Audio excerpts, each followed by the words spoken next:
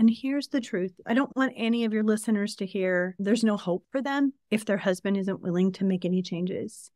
Because the truth is, my desire is to help a woman heal regardless of what her husband chooses to do, right? And that is possible. Will the marriage be healthy and strong if he doesn't do the work? No, probably not. But you can be okay. We can help you get to a space where your heart is healed. You know the truth about who you are, who God created you to be, and what he desires for you. You can create boundaries and situations so that you feel more safe, whether you're staying in that marriage or not. But that's really our heart, is to help her be okay no matter what.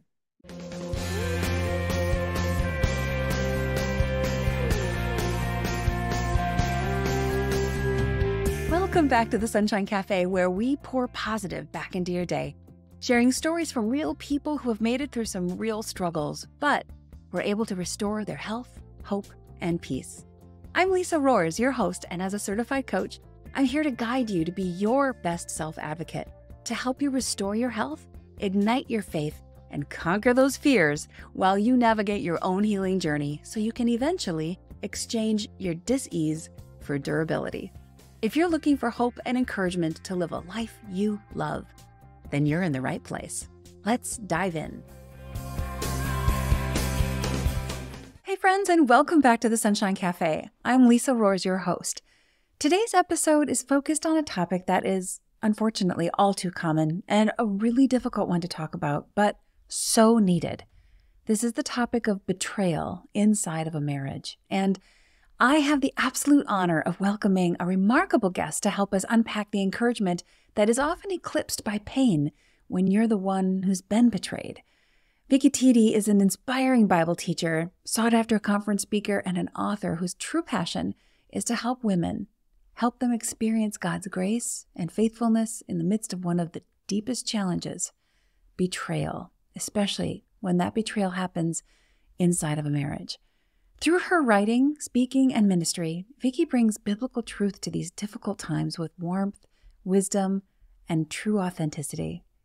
Vicki is the author of When Your Husband's Addicted to Pornography, Healing Your Wounded Heart, and is currently working on an updated version of that book called Truth, Hope, and Healing, which should be out really soon and available for everybody on Amazon. The link to the original version of that book is here in the show notes for you. For more than a decade, Vicki has been a guiding voice for women navigating the pain of betrayal and offers them a path toward healing and a path toward restoring a healthy heart as they look at ways to renovate their life and their relationship.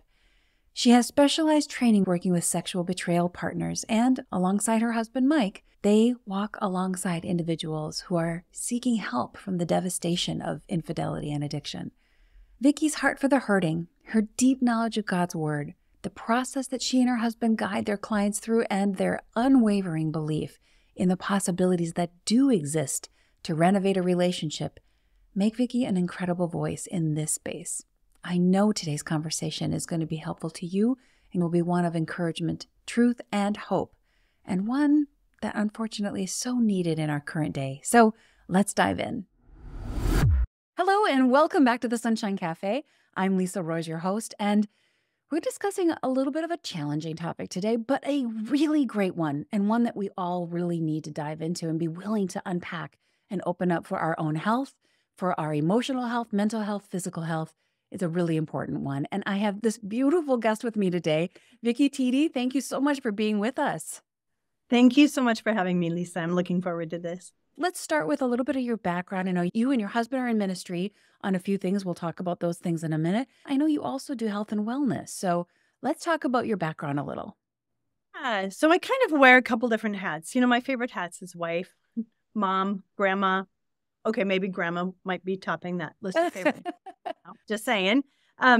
Anyway, but I've been a health and wellness coach for almost 12 years now, helping people reach their health goals.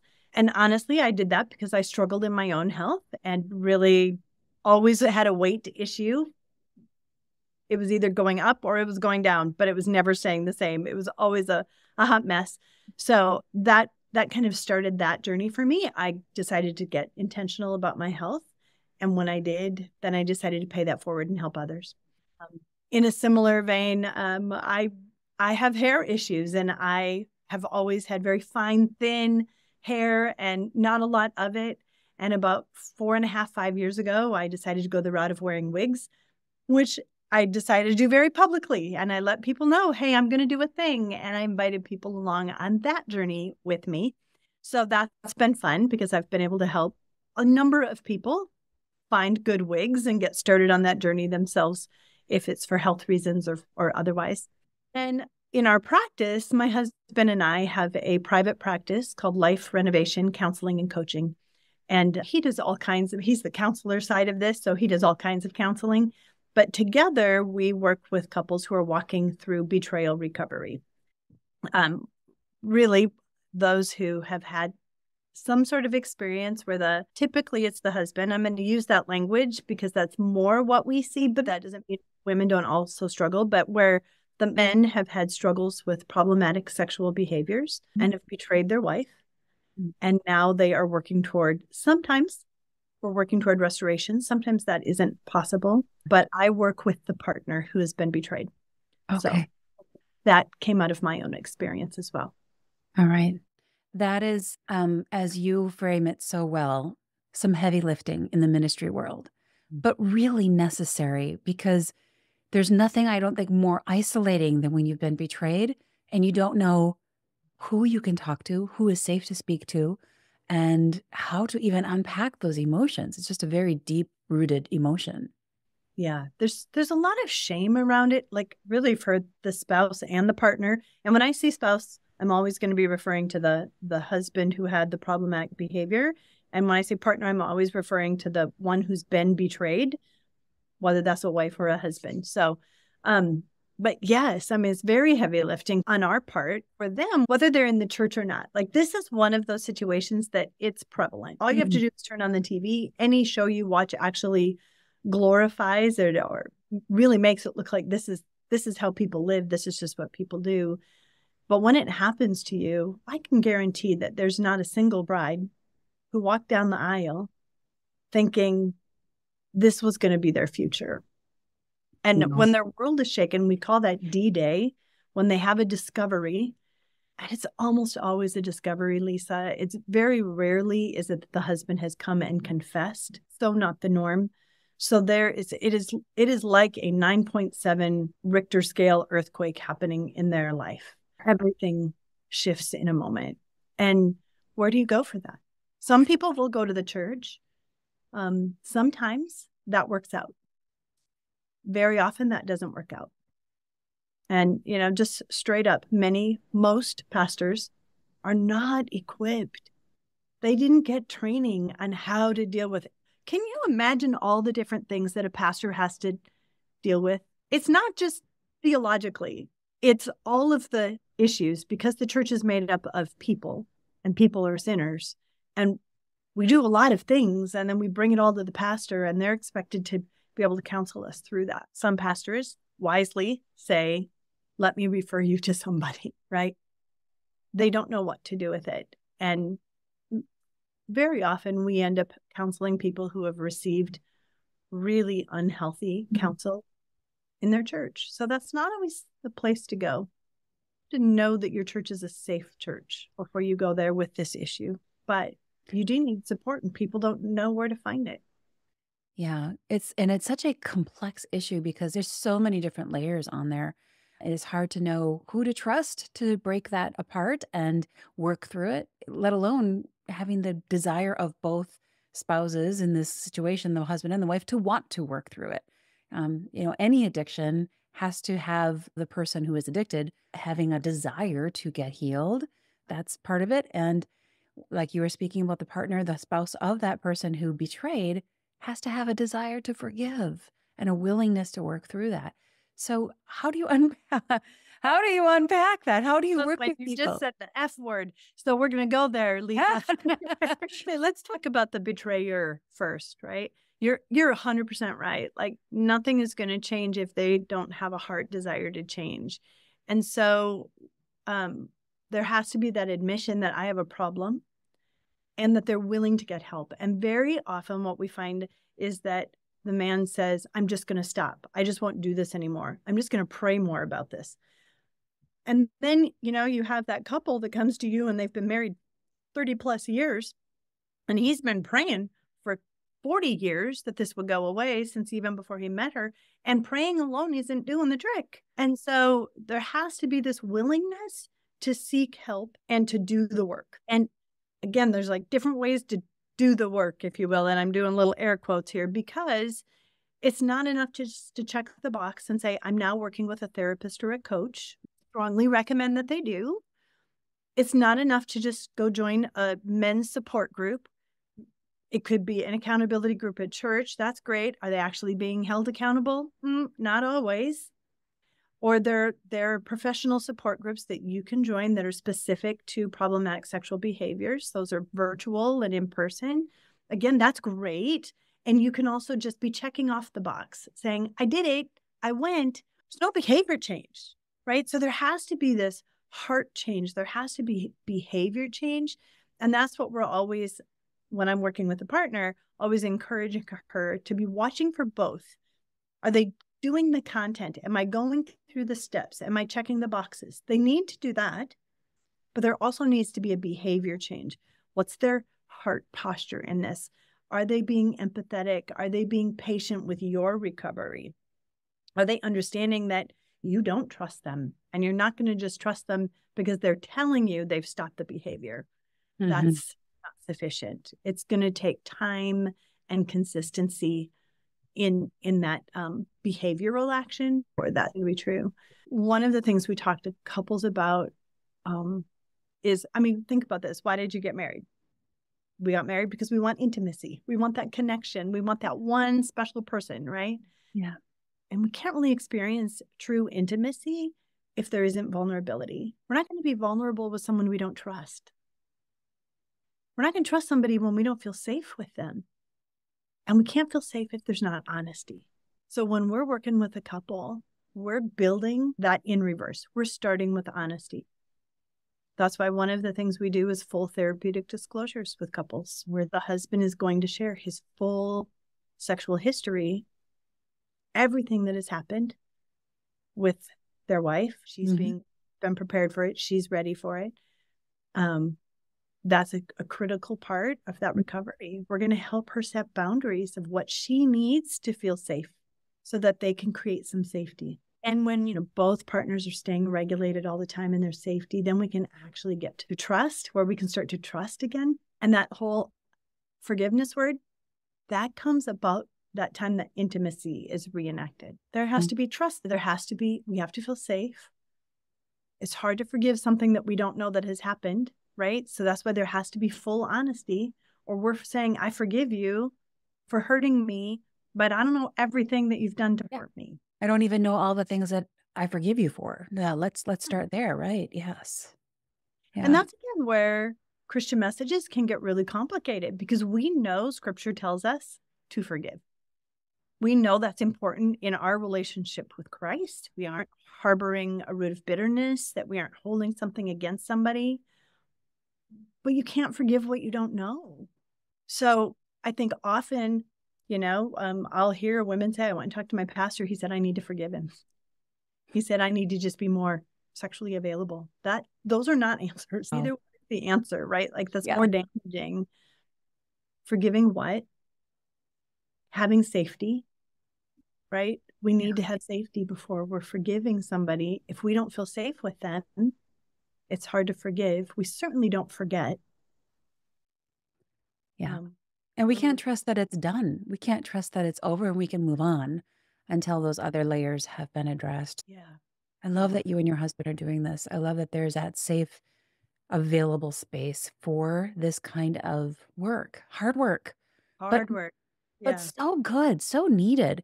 And so like there's got to be so much light at the end of that tunnel for the people who do have the desire and are willing to forgive at the different layers and levels that they need to be at.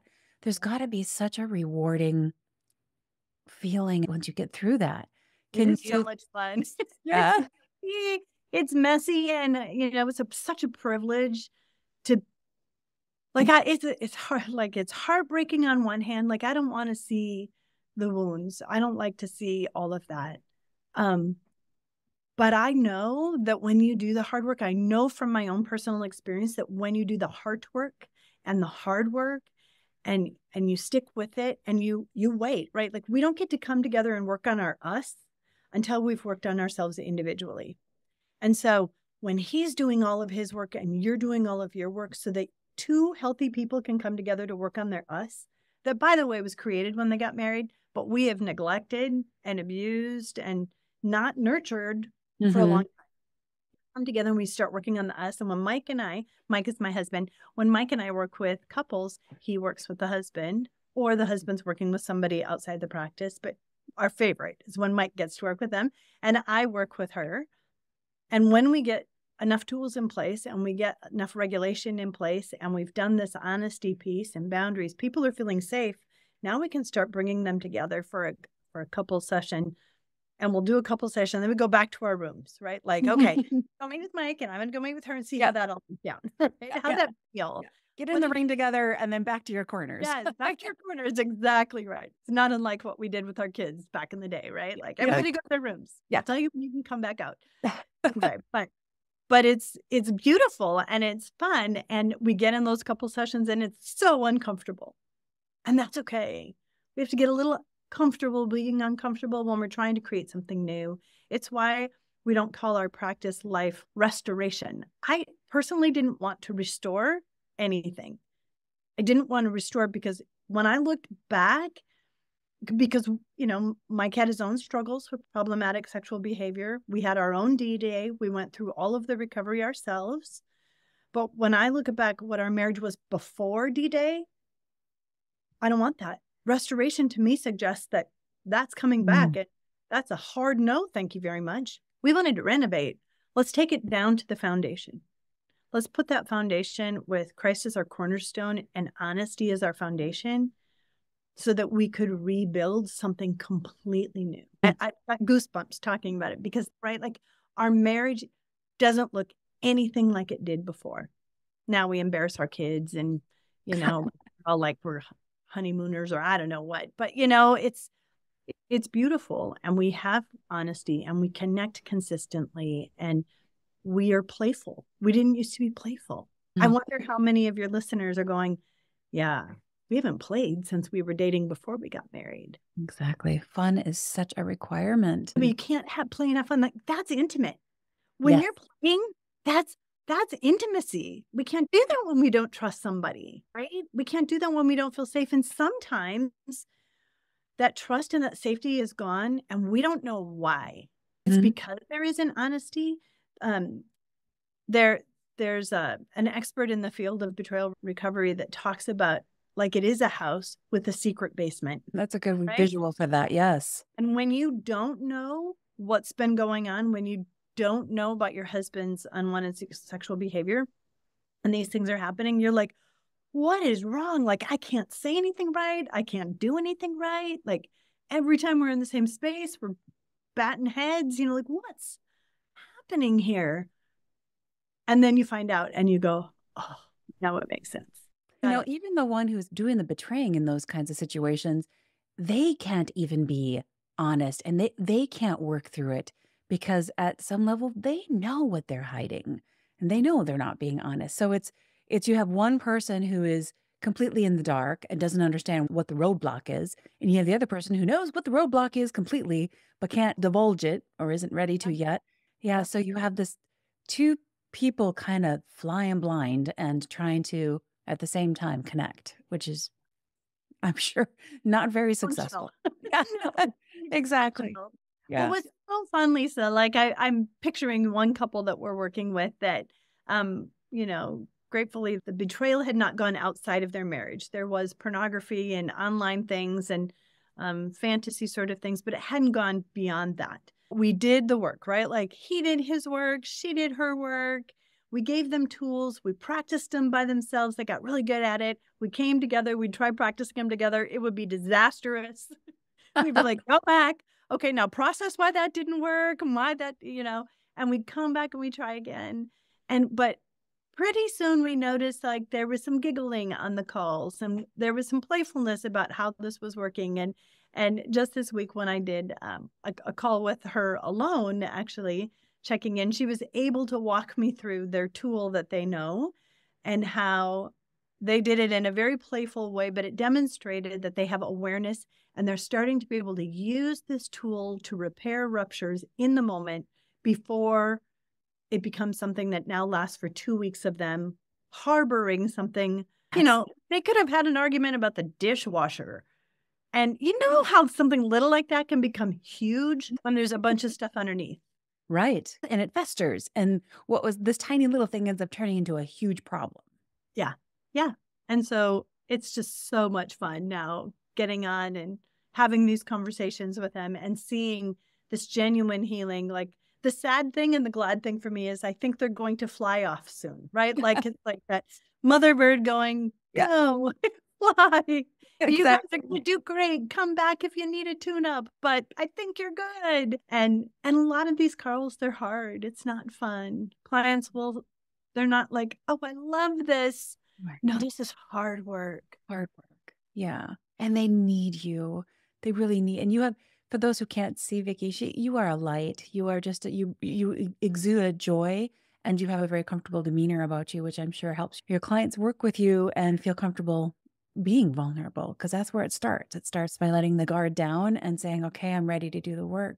But you and your husband are such a beautiful success story for how doing that work can make a difference. And for those people who don't do the hard work and just move on to the next relationship, that next relationship is bound to have the same concern. Absolutely. Just a matter of time. So yeah, so I love the success story that you and Mike are for showing our listeners and anyone else who comes to your services that it can happen. You can turn things around, pick a new path, renovate, get down to the foundation and build it up into something more beautiful than maybe it even was before. Yeah, absolutely. Absolutely. We see it happen again and again, but it does require that both are going to do the work. And that's hard, right? Like for the betrayed partner, initially, she's like, this is not my fault. He did it. He needs to go get help. But what we forget is that, like, again, if we use that earthquake analogy, if you have a 9.7, like there's nothing left. Everything's destroyed. Even a 7.7 earthquake does so much damage. But at 9.7, it's off the charts. You have been so wounded that you need someone to hold that space to help create safety and stabilization for you. And once we get that and that honesty is in place and we've got some truth, we know what it is we're dealing with, you and your husband can start remembering and putting pieces together and grieving some of what has happened. Grieving is a clotting system for a broken heart, right? It's not easy. It's hard work, but we have to let ourselves grieve. Yeah. And when you can grieve as a couple, that's beautiful. Then that starts to heal the coupleship. And then you can start to reconnect. And here's the truth is that I don't want any of your listeners to hear there's no hope for them if their husband isn't willing to make any changes. Because the truth is my desire is to help a woman heal regardless of what her husband chooses to do, right? And that is possible. Will the marriage be healthy and strong if he doesn't do the work? No, probably not. But you can be okay. We can help you get to a space where your heart is healed. You know the truth about who you are, who God created you to be, and what he desires you, how he desires for you to live. You can create boundaries and situations so that you feel more safe, whether you're staying in that marriage or not. But that's really our heart, is to help her be okay no matter what. I really appreciate your sensitivity to that and making her feel whole again as well. God created marriage for two people to come together to be one. And I think that's one of the reasons that sexual intimacy is so powerful and why betrayal in that area is so profound, because it is just a very, very deep betrayal. And these days, I think the enemy knows that. The enemy obviously knows that. And today, sexual temptation is on every corner. I mean, you can find it anywhere, everywhere in the quietness of your own home. on the corner street, it's everywhere. So no wonder it's a challenge. I mean, Satan knows exactly where our weak spots are. So how do you coach people through a new reality then to put that hedge of protection around the marriage? Maybe we can just talk about that just a little bit. After there's been recovery, is that what you're asking? Yeah. How do you avoid it if you're not there yet even? Maybe you haven't had any betrayal, but how do you put that hedge of protection around your marriage when it's such a prevalent temptation? Yeah. So I think for anybody, I would say one of the critical pieces is that you have consistent, honest communication. Consistent and honest communication, not surface level.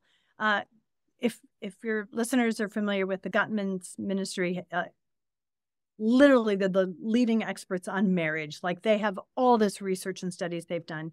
And I wish I could give you the exact numbers, but after, interviewing thousands of couples, they've discovered that the average couple talks to each other about 30 minutes a week about things that are not just business, not like, okay, I'm fixing supper. Who's taking the kids? Will you take the shout? Like business. Outside of logistics. Outside of logistics and just functioning, 30 minutes of connected conversation. When Mike and I hear that, we go, are you kidding me? Like we probably spend a couple of hours a day connecting at that level.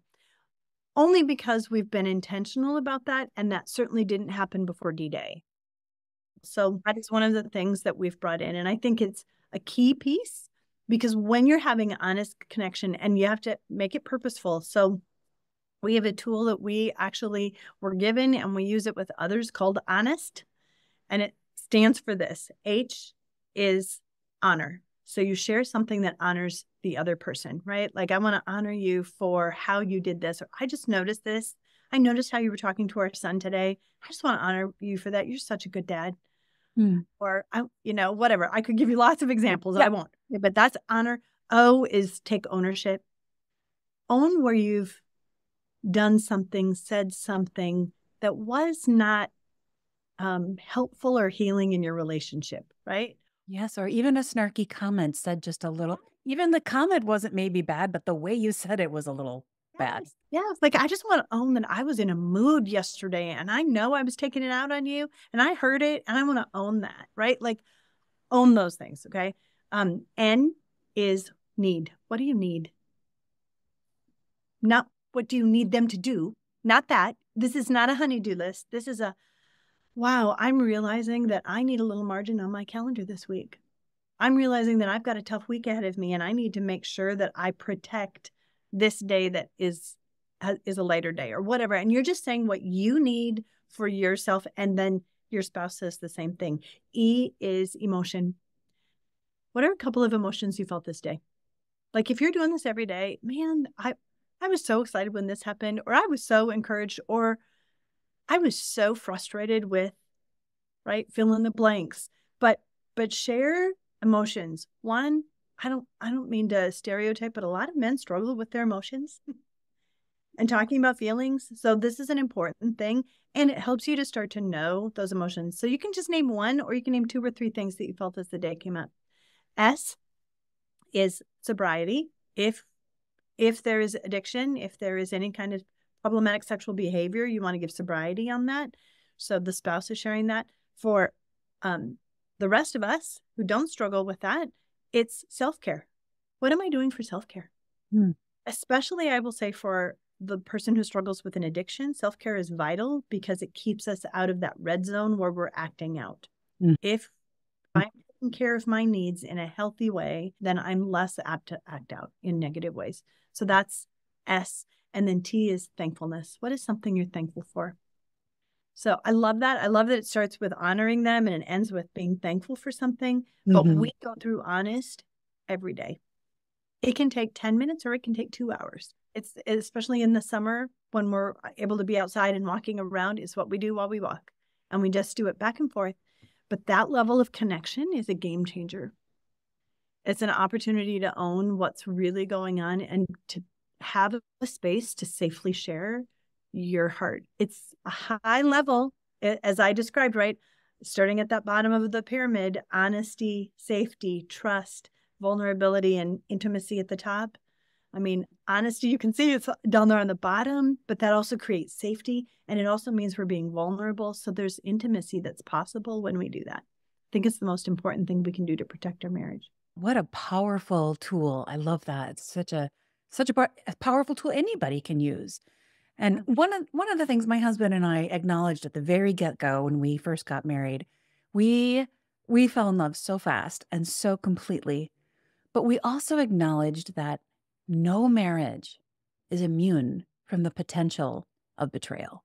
Mm-hmm. And so it wasn't that we just had to acknowledge that despite how much in love we are and how much we respect and honor each other today, mm-hmm. that this marriage could be subject to betrayal if we don't take care of it. So I love that kind of a tool to use to keep our conversations real and honest and open. And that's really critical.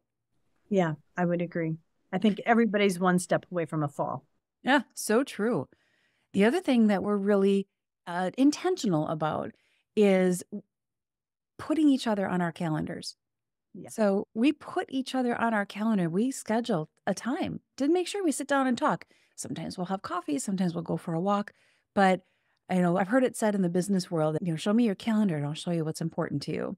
Well, if my husband is really important to me, I better get him on my calendar so he doesn't get lost in the shuffle. And it's really important to have that focus time. So that's a great tool, honest. Absolutely. It's so good. And that's a nice daily one.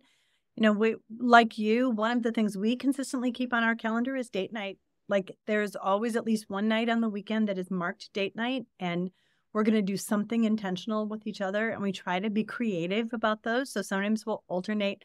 We both just confessed our Valentine's Day gifts because we purchased them at the same time, not knowing the other one was doing it, but both of them were date related. And it's like, oh my goodness, like Mike's is one that's going to be something that like we'll be able to use for the next year for dates, and mine too. Like it was super fun. So I'm very excited about that, but we never would have done that before.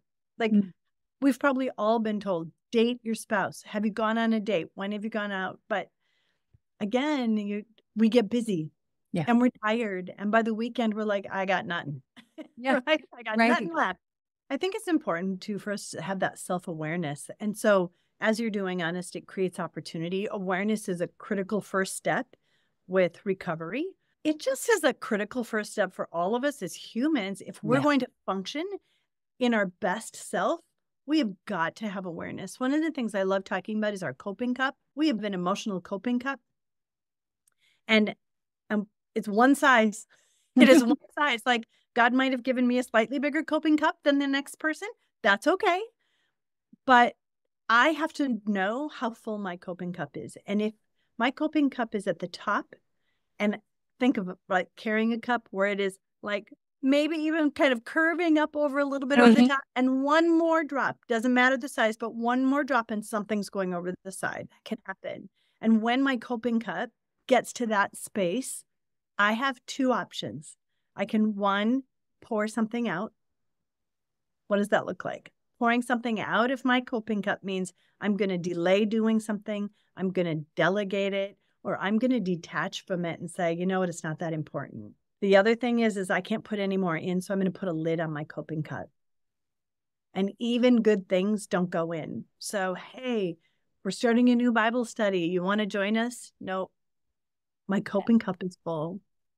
And we all know when we've exceeded capacity of our coping cup. Like it might be that we said yes to this thing that seemed like a really great idea and we can't do it. It's too much. But if our coping cup is at capacity, we're not going to have the margin for our marriage. And what will happen is the thing that we will pour out will be time with our spouse. And we need to remember that we're protecting the sanctity of our marriage when we honor our spouse by making sure that there's space for them. Many couples are living parallel lives. I'm doing my thing. He's doing his thing. At night, we get in the same bed. We go to sleep. We get up. We do the same thing, living our parallel lives. That does not a marriage make. No. And that does create a fertile ground for betrayal. Absolutely. Yeah. Absolutely. Well, we're getting close to our time here. You have just such a sweet spirit and a story. I so appreciate and I'm honored to be able to give your voice a chance to be heard today. So thank you so much for that. And I think your story is so encouraging. Do you have any other encouragements you might want to share, or one thing that you want people to remember? You know what? I would say if you're in a space, one where you're wondering, is this what's going on in my marriage? You need to just ask a direct question and be prepared for an honest answer or not. Again, we're watching for behavioral truth. Do they say one thing, but their actions are saying something else? So be mindful of that. But know that there's hope. There's always hope. As long as you're both willing to come to the table and work on this, there's hope. And even if he isn't willing to come to the table, there is still hope that you can have complete and total healing for yourself, that you don't need to live in a constant state of trauma, that there is hope for recovery, and there are lots of people available. I always send people to the APSATS site, APSATS. It stands for the Association of Partners of Sexual Addicts Trauma Specialists. That's what Mike and I both are. That's where you can find people who are specifically trained to help a partner who's been betrayed. And, you know, I think there's lots of people, more and more of us, who hold that special space to help someone who's been betrayed. Okay. That's a fantastic recommendation. Thank you so very much. If people wanted to work with you directly or connect with you, how would they do that? Two ways. Probably the number one way is to go to our website, which is liferenovationcc.com, or the APSAT site. They'll find us there as well. Or they can email me, Vicki, VICKI, at liferenovationcc.com. Okay, wonderful. I will put those links in the show notes because I think, again, you have such a wonderful approach. And I think the 1-2 punch of you and your husband working together on this is just such a wonderful way to do this. So thank you for your wisdom. And I'm really just so very grateful for your time today. You're so welcome. Thank you for having me, Lisa. I have 9 amazing takeaways for you today. Number 1, healing is possible regardless of the spouse's choice. A man or woman can find peace even if their spouse refuses to change. Number 2, change requires both a heart transformation and a behavior change. Checking off the boxes in a support group is not enough. Real accountability and real action are necessary. Number 3, boundaries create safety. Whether staying or leaving, a betrayed spouse can set healthy boundaries that protect their well-being and gives them the space to grieve, to heal, and to renovate life. Number 4, honest, consistent communication is key. Couples need intentional daily conversations far beyond just those quick conversations about logistics and who's picking up the kids and when and what we're having for dinner and what. No, we need more than that, more than just a few passing moments. We need to continuously date our spouse and communicate and have some fun. The Honest tool that Vicki presented to us helps foster this deep kind of connection. It's a beautiful structured conversation approach, and it's an acronym to help you rev up the engines of your deep conversations. Remember, it stands for H for honor, O for ownership, N for need, E for emotion, S for sobriety or self-care, and T for thankfulness. So these honest kinds of communication will help us rebuild that trust. And speaking of trust, number 5, intimacy is built on trust. We need honesty, safety, trust, and vulnerability in order to create an inviting space. Without those things, true intimacy just cannot exist. Number 6, every marriage is vulnerable to betrayal, so don't think you're immune from this one. If you don't take care of your marriage will be vulnerable for infiltration, whether it's from the online temptations, which are far too numerous to even count, or the hundreds of temptations that are around us on a daily basis. We need to make an intentional effort to protect our marriages and keep them in the kind of good shape that best serves both spouses. And by doing that, we're serving the entire family as well. Number 7, schedule time with your spouse. put each other on your calendar, whether that is for fun, for conversation, for a dinner date, or for maybe something more intimate. This time together is needed so you can connect. It will help keep your marriage strong. So prioritize those date nights and meaningful conversations that will help you maintain a close connection with your spouse. Number 8, self-awareness and emotional regulation are key. Learning to understand and be aware of our own personal stress levels, which Vicky refers to as our coping cup, allows us to be better equipped to respond to life rather than just reacting. You wouldn't try running a half a marathon after staying up all night and fasting for the week before. Make that same kind of consideration for your emotional energy level and your coping cup. When your cup has room to handle complexity and stress, you will be able to have healthier and more productive conversations. And finally, grieving. Grieving is so necessary for healing. Just like a wound needs to clot, grieving is required to allow the heart to heal, to process the situation, the circumstances, to process the pain, and to move forward toward maybe some kind of renovation. Something completely new. Not that we'll ever return to what was. That relationship is not what we wanted anyway, but rather grieve and process so we can be equipped to consider creating something completely new, a new creation, a new relationship with your spouse, and something that is based completely on trust, truth, safety, and honesty. Thank you so much for joining me today. Please, if you haven't shared our episodes before, this is one that needs to be shared, because if you don't know right now of someone dealing with betrayal in their marriage, it's possible that someone close to you is, and you're not even aware of it. So please give them hope and encouragement by sharing this episode. We just never know what kind of encouragement might be in these conversations that someone else really needs to hear. So please pass it along, share it, like it, and subscribe. Let's work together to flood the world with more hope and more encouragement. Until next time, my friends, stay encouraged, be inspired, and we'll see you next time right back here at the Sunshine Cafe.